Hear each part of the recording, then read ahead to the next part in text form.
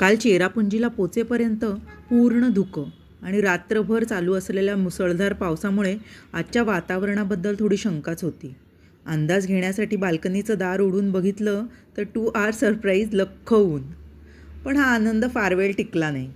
लगेचच परत पाऊस सुरू झाला. आजच्या साईटसीइंगमध्ये मॅक्झिमम धबधबेच होते.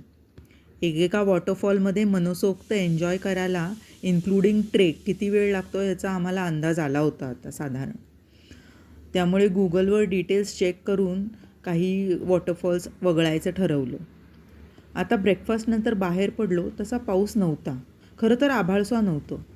पहिला स्टॉप होता वाकाबा वॉटरफॉल.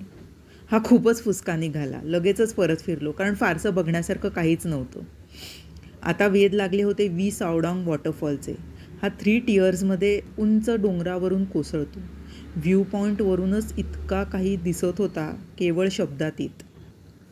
हा ट्रेक पण जास्त नसला तरी थोडा कठीण आहे. नशिबाने पाऊस नसल्यामुळे पायऱ्या अगदी कोरड्या होत्या. काही वर आलेल्या लोकांनी सजेस्ट केल्यानुसार आम्ही ट्रेकिंग पोल घेतला. That was a very good decision and really helped a lot.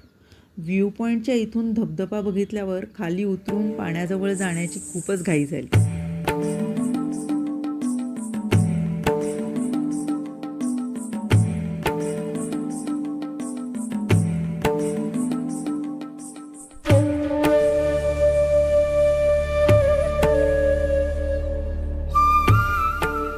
कुठल्याही ट्रेक काइंड ऑफ ठिकाणी त्या साईटसीइंग पॉईंटकडे जाणारे आणि तिथून परत येणारे लोकांमध्ये एक अगदी कॉमन डायलॉग ठरलेला आहे.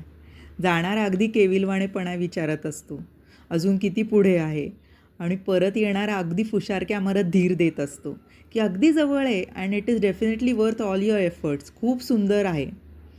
या संवादाला स्थळ काळाचं कसलंच बंधन नाही. कोणीही कोणालाही कुठेही विचारू शकतं.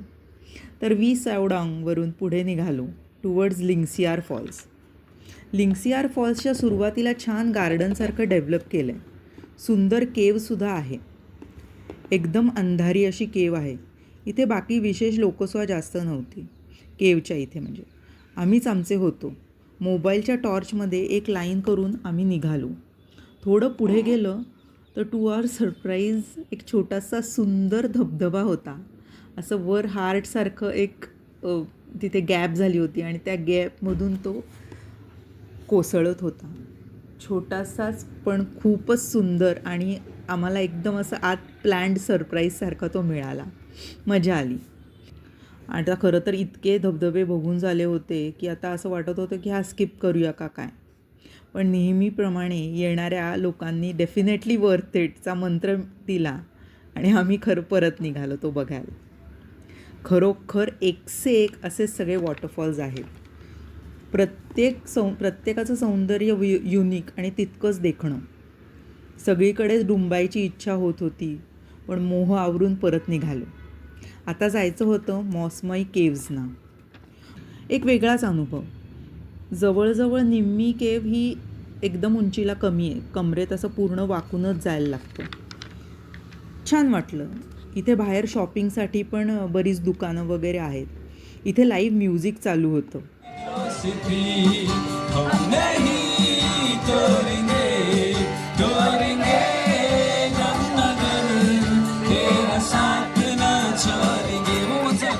आम्ही सगळे दिल से खुश झालो.